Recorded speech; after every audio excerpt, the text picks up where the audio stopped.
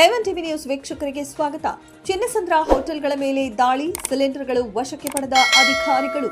ಚಿಂತಾಮಣಿ ತಾಲೂಕಿನ ತಹಶೀಲ್ದಾರ್ ಸುದರ್ಶನ್ ಯಾದವ್ ನೇತೃತ್ವದಲ್ಲಿ ರಾಜಸ್ವ ನಿರೀಕ್ಷಕರು ಹಾಗೂ ಆಹಾರ ನಿರೀಕ್ಷಕರ ತಂಡವು ನಗರ ಪ್ರದೇಶದ ಕನ್ನಂಪಲ್ಲಿ ಹಾಗೂ ಗ್ರಾಮೀಣ ಪ್ರದೇಶದ ಚಿನ್ನಸಂದ್ರ ಗ್ರಾಮದ ವ್ಯಾಪ್ತಿಯಲ್ಲಿ ಇರುವಂತಹ ಅಂಗಡಿ, ಬಾರ್ ಅಂಡ್ ರೆಸ್ಟೋರೆಂಟ್, ಹೋಟೆಲ್ಗಳ ಮೇಲೆ ದಾಳಿ ಮಾಡಿ ಬಳಕೆಯಲ್ಲಿರುವ ಸಿಲಿಂಡರ್ಗಳ ಪರಿಶೀಲನೆ ನಡೆಸಿದ್ದಲ್ಲದೆ ಅಕ್ರಮವಾಗಿ ಹೋಟೆಲ್ಗಳಲ್ಲಿ ಗೃಹ ಬಳಕೆಗೆ ಬಳಸುವ ಸಿಲಿಂಡರ್ಗಳನ್ನು ಬಳಸುತ್ತಿದ್ದು ಅದನ್ನು ವಶಕ್ಕೆ ಪಡೆದುಕೊಂಡಿದ್ದಾರೆ. ಗೃಹ ಬಳಕೆ ಅನಿಲ ಸಿಲಿಂಡರ್ಗಳನ್ನು ಅನಧಿಕೃತವಾಗಿ ವಾಣಿಜ್ಯ ಉಪಯೋಗಕ್ಕಾಗಿ ಉಪಯೋಗಿಸುತ್ತಿದ್ದ 5 ಗೃಹ ಬಳಕೆ ಸಿಲಿಂಡರ್ಗಳನ್ನು ವಶಕ್ಕೆ ಪಡೆದುಕೊಂಡು ಎನ್ಎಂ ಭಾರತ್ ಗ್ಯಾಸ್ ಏಜೆನ್ಸಿ ಅವರ ವಶಕ್ಕೆ ನೀಡಿ ಸ್ವೀಕೃತಿ ಪಡೆಯಲಾಗಿರುತ್ತದೆ.